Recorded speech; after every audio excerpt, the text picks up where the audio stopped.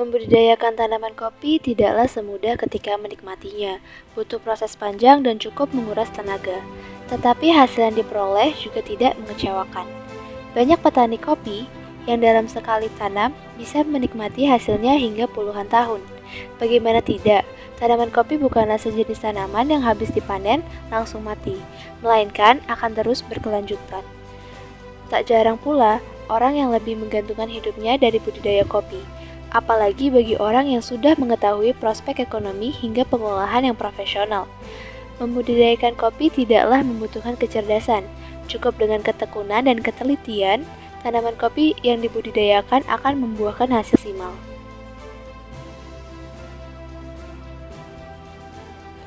Begitulah kata Mbah Joyo, umur 64 tahun, petani kopi dari desa Gondorio, Jolong, Kabupaten Pati, Jawa Tengah.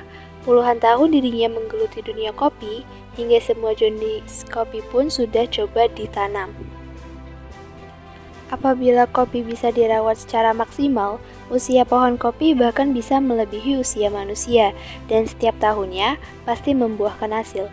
Setidaknya dalam satu pohon kopi bisa menghasilkan paling sedikit 2 kg biji kopi. Kemudian pada saat panen juga harus diperhatikan. Biji kopi dengan kualitas baik dan dipetik secara asalan akan kelihatan. Pemilahan memang mutlak dilakukan, yakni biji kopi yang sudah berwarna merah tua diambil dari ranting, setelah itu dikeringkan di bawah terik matahari hingga warnanya coklat kehitaman. Kopi merupakan salah satu komoditas pertanian unggulan di Kabupaten Pati. Bahkan persebarannya sudah mulai meluas, yakni melingkupi kecamatan Gembong, Tlogowungu, dan Celuwak. Kopi merupakan salah satu jenis minuman yang paling digemari oleh sebagian besar penduduk di dunia. Menurut sejarah, kopi pertama kali ditemukan oleh bangsa Ethiopia di benua Afrika sekitar 3000 tahun yang lalu. Kopi kemudian terus berkembang ke berbagai penjuru dunia, hingga saat ini menjadi salah satu minuman yang paling banyak dikonsumsi oleh berbagai kalangan masyarakat di dunia. Selain memiliki rasa dan aroma yang menarik, kopi juga dapat menurunkan resiko terkena penyakit kanker, diabetes, batu empedu, dan berbagai penyakit jantung.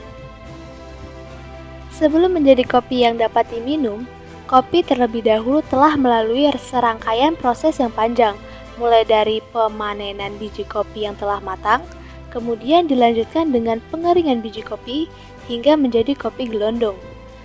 Tahap selanjutnya yaitu proses penyangraian kopi dengan tingkat derajat yang bervariasi. Setelah penyangraian selesai, dilanjutkan dengan penghalusan atau penggilingan biji kopi menjadi bubuk kopi sebelum kopi dapat diminum. Tanaman kopi yang dibudidayakan di Jolong yaitu Robusta, Arabica, Liberica, hingga Piberry. Karakteristik tanaman kopi Jolong bisa disebut mirip dengan sayuran dan sedikit tembakau. Hal ini memang sudah menjadi ciri khas tanaman kopi dataran tinggi di Jawa, karena hampir semua kopi yang ditanam di daerah ini memiliki aroma sayuran dan tembakau. Pembudidayaan kopi di Jolong juga bisa terbilang unik. Para petani kopi di Jolong membudidayakan tanaman kopi dengan cara menyambung pucuk Robusta dengan pucuk Arabica. Rasa kopi yang dihasilkan dari penyambungan dua pucuk kopi ini didominasi oleh rasa pahit dan sedikit rasa asam. Kopi Jolong bila disangrai akan mengeluarkan aroma yang sangat khas dan cocok untuk dijadikan bahan campuran kopi susu, kopi coklat, dan kopi santan. Dalam penyeduhan kopi Jolong sebaiknya menggunakan suhu di atas 90 derajat Celcius karena hal tersebut dapat menambah keluarnya aroma khas kopi Jolong. Dan yang tidak makan buah ceri, kok enggak gitu kan, enggak mengembek, kenapa? Kemudian diadakan penyelidikan sama si tukang kambing itu, si Walid itu, si Walid itu. Itu terus ternyata digembalakan semuanya. Ternyata setelah makan buah ceri itu kambingnya bersemangat dan dicoba buah ceri itu diambil dimakan sama si tukang si gembala itu, si Walid. Ternyata membawakan suatu semangat. Akhirnya dikembangkan. Kopi itu enggak dibubuk, hanya dimakan saja, direbus, setelah halus makan gitu aja. Berkembangnya zaman ke sini akhirnya kopi itu digoreng, dibuat suatu bubuk lebih bagus lagi dan bersemangat lagi. Setelah bersemangat lagi dirasakan, akhirnya dibuatlah kopi bubuk itu. Namanya di sana dikatakan kahwa. Kahwa itu kekuatan. Berarti yang makan buah ceri itu kan suatu kekuatan. Itu kahwa. Setelah kafe-kafe Belanda menjajah sampai ke Indonesia, jadinya kopi gitu kan, sampai lidah kita itu jadinya kopi, bukan kopi lagi, balik kopi gitu. Datang ke Indonesia, buat di Indonesia itu dikembangkan kopi Arab juga di seluruh Indonesia ini.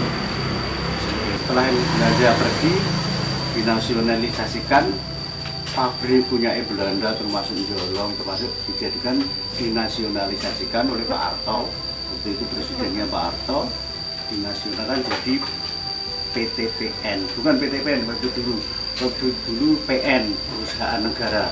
Yang awalnya ada PTPN, yang awalnya Komanditer Pinosap, punya Belanda, punya semua yang di Pulau Jawa dinasionalisasikan, termasuk dari Aceh sampai ke sini. Jadi kopinya itu kopi perusahaan negara PN gitu ya.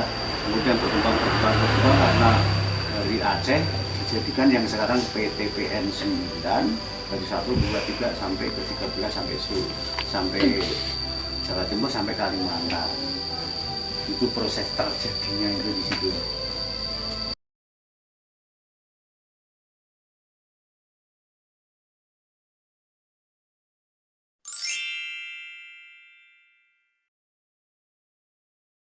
Pupuk tanah yang bagus, kopinya sudah otomatis akan menghasilkan kopi yang bagus. Kalau kultur tanahnya jelek, itu perlu pemupukan gitu kan, sehingga menghasilkan buah kopi yang bagus. Kemudian dipanen gitu aja. Jadi yang merah Sama hijau. nah, hijau dipisah, karena kalau yang merah menghasilkan kopi itu rasanya enak. Kalau yang hijau dia gimana kan rasanya orang enak. Jadi kalau kopi yang merah sudah otomatis nanti kopi itu akan lebih strong. Kalau yang hijau nanti akan gremis sama gremis.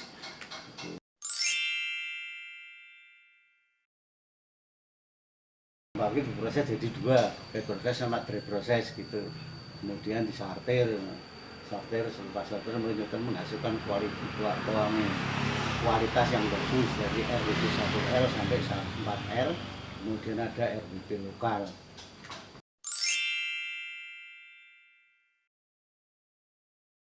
Kalau hanya dilihat saja sudah kelihatan bahwa ini kopi bagus, kopi jelek, itu namanya ibaran.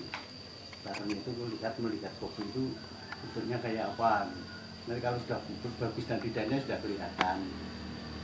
Ya, nanti kalau pas ada orang yang suka kopi, orang yang di kedai atau di kafe, tanyakan itu.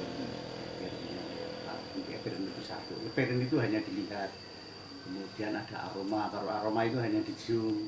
Dari penciuman kopi yang bagus, kopi yang enak itu sudah dari jauh itu sudah kelihatan, sudah terasa gitu. Kemudian ada nose. Nose itu campuran dari rasa sama aroma. Ada taste. Taste itu di lidah itu taste itu kalau sudah dirasakan campur air itu taste. Kemudian yang ada body itu ada aftertaste. Aftertaste itu setelah orang itu minum kopi rasanya kayak gini, ada standarnya itu cita rasa itu ya. Sebenarnya tadi nek ngono wis ndelok kopi to tadi kan budidaya deh, nah itu sampai ke uji cita rasanya kayak gitu.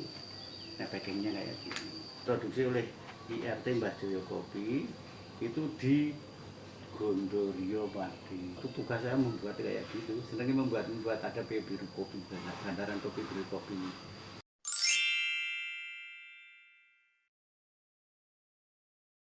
Kopi Pebiri sama kopi Poliembryoni. Poliembryoni itu jadi kopi wedok gitu ya. Kalau Pebiri itu kopi lanang, kopi yang berbiji tunggal itu kopi Pebiri. Kemudian Poliembryoni itu kopi yang berbiji dua. Yang normal itu yang sebetulnya yang Poliembryoni itu. Kalau yang lanang itu sebetulnya yang Poliembryoni, yang Pebiri itu tidak normal, tapi justru ketidaknormalan itu menjadikan gizinya, nutrisinya itu 3 kali poliumbryoni gitu. 3 kali kopi yang normal gitu kan. Ini kopi lanang gitu.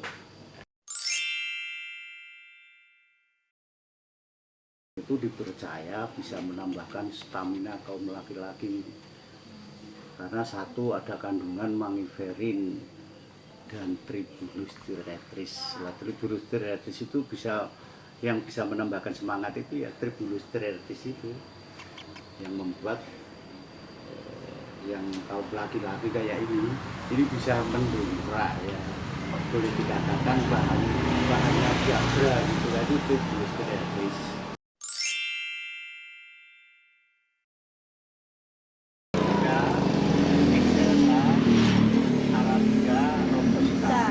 Kopi yang paling terenak termahal itu kopi Kona.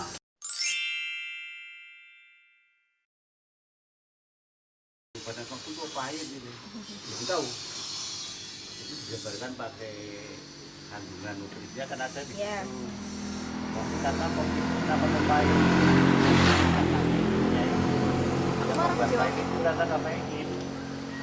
Itu saja. Orang kafein ini kopi orang pahit kan. Jadi kita sampai minum kopi ora pahit, itu berarti nggak ada kafeinnya di situ, sudah tidak ada yang dibutuhkan oleh tubuh kita itu kan kafein. Tubuh kita itu butuh kafein supaya merangsang saraf kita.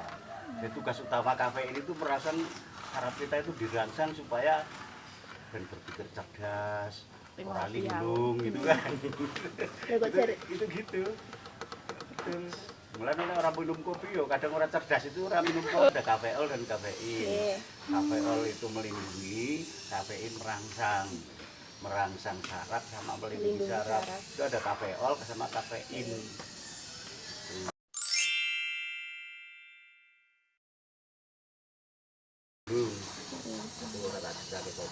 Itu setelah mengandung dia operasi sesar, itu dikasih kopi tebiri.